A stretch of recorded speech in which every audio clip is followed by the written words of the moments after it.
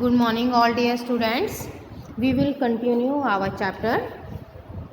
This is the first chapter of civics. कल की class में हमने देखा था कि किस तरह से जो लिंगदो मैम हैं और जो स्टूडेंट हैं क्लास में उनके बीच डिस्कशन हो रहा है डेमोक्रेसी को लेकर।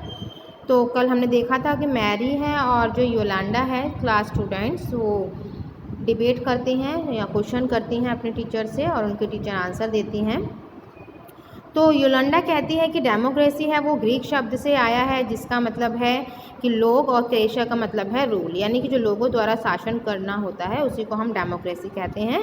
तो यही करेक्ट मीनिंग है। तो आगे हमें इसकी परिभाषा जानने की कोई ज़रूरत नहीं है। अब नेक्स्ट है लिंगदो मैम क्या कहती हैं, that is also very helpful way of thinking about this matter. Ma'am कहती हैं योलांडा से कि जो तुमने सोचा है वो बहुत अच्छा तरीका है। I would just say that this does not always work, लेकिन मैं ये नहीं कह सकती कि हमेशा ही ये वर्क काम करे, कि ज़रूरी नहीं है कि जिस शब्द से जो परिभाषा बनी है ना, कि वो हमेशा ही चलती रहे। A word does not remain tied to its origin, यानी कोई भी शब्द उसकी उत्पत्ति से नहीं बंधा हुआ है। यानी ऐसा नहीं हो सकता है कि कोई शब्द जब उसका जन्म हुआ हो किसी शब्द का तो उसका मीनिंग उस समय दूसरा था, लेकिन आज जैसे जैसे समय बीतता जाता है उसका मीनिंग चेंज हो जाता है। जस्ट थिंक ऑफ कंप्यूटर, जैसे कि कंप्यूटर के बारे में सोचो। Originally they were used for computing, that is to say calculating very difficult mathematical sums. यानी हम जब कंप्यूटर के बारे में सोचते हैं, जब कंप्यूटर का जन्म हुआ था तो इसको हमने सिर्फ एक कैलकुलेटिंग मशीन के रूप में यूज़ किया था, कि ये कैलकुलेटिंग मशीन थी, कोई भी डिफ़िकल्ट सम है तो उसको हम सॉल्व कर सकते थे। तो ये एक पावरफुल कैलकुलेटर था, यानी जो हम कह सकते हैं इसको कंप्यूटर को, यानी कंप्यूट यानी गणना करना है ना, गिनती करना किसी की, तो इससे ही कंप्यूटर बना था। But now a days very few people use computer for computing संग, लेकिन आज के समय में बहुत ही कम लोग हैं जो कंप्यूटर का यूज़ कंप्यूटिंग के लिए करते हैं। कंप्यूटिंग के लिए मतलब किसी सम्स को सॉल्व करने के लिए या किसी सम की गणना करने के लिए करते हैं। वो इसके लिए किस लिए यूज़ करते हैं, राइटिंग के लिए, डिज़ाइनिंग के लिए, म्यूज़िक सुनने के लिए, फिल्म देखने के लिए, इन सब के लिए यूज़ करते हैं। तो अब जब हम फिल्म देखते हैं या म्यूज़िक सुनते हैं तो इसमें कंप्यूटिंग तो होती ही नहीं है ना, हम किसी सम्स को थोड़ी ना सॉल्व करते हैं। तो words remain the same, word वही है, नाम उसका कंप्यूटर ही है, but there meaning can change with time, लेकिन समय के साथ इसका जो मीनिंग है वो चेंज हो गया है। In that case it is not very useful to look at the origin of a word. तो इसी तरह से हम देख सकते हैं कि जो भी वर्ड है, ऑरिजिन जिसका वर्ड यानी जिस शब्द का जन्म जिस अर्थ में हुआ था, आज उस अर्थ में उसका यूज़ हम नहीं कर सकते हैं। क्योंकि अगर हम कंप्यूटर कहते हैं तो कंप्यूटर का अगर हम पहले वाला ही अर्थ निकालेंगे तो उसका अर्थ वही होगा कि किसी भी सम्स को सॉल्व करना, गणना करना, गिनती करना, लेकिन अब कंप्यूटर का अर्थ चेंज हो गया है। Mary ma'am, so basically what you are saying is that there is no shortcut to our thinking about the matter ourselves. अब मैरी क्या कहती है, तो हम ये कह सकते हैं कि हमारे जो सोचने का है कोई शॉर्टकट तरीका नहीं हो सकता है। We have to think about its meaning and evolve definition, यानी हमें इस मैटर पर सोचना ही होगा और उसकी एक डेफिनेशन निकालनी ही होगी। तो लिंगदो मैडम क्या कहती हैं, you got me right, you बिल्कुल सही हो, late us get on with it now. चलो अब ये हम आगे इसको देखते हैं और इसकी परिभाषा को सुनते हैं। एक्टिविटी यहाँ पर दी हुई है कि जो लिंगदो मैडम है उन कुछ शब्द दिए थे, कुछ वर्ड्स दिए थे जैसे पैन, रेन एंड लव, तो इनके अकॉर्डिंग ही हम इनकी डेफिनेशन देखेंगे। तो इससे हमने क्या सीखा था, what does it teach us about understanding the meaning of democracy. तो ये हमें डेमोक्रेसी के मीनिंग के बारे में क्या सिखाता है। अब एक सिंपल डेफिनेशन को लेके चलते हैं। Let us get back to our discussion on similarities and differences among government that are called democracies, यानी अब हम ऐसी गवर्नमेंट को लेकर चलते हैं, ऐसी गवर्नमेंट पर डिस्कस करते हैं जो सिमिलैरिटीज़ हैं और डिफरेंसेस है, जिसको हम लोग डेमोक्रेसी बोलते हैं। यानी डेमोक्रेसी ऐसी गवर्नमेंट को देखेंगे जो डेमोक्रेसी के सिमिलर भी है और उसका डिफ्रेंशिएट भी करते हैं, यानी क्या अंतर है और क्या समानता है, ऐसी गवर्नमेंट के बारे में पढ़ेंगे। One simple factor common to all democracy is the government is chosen by the people.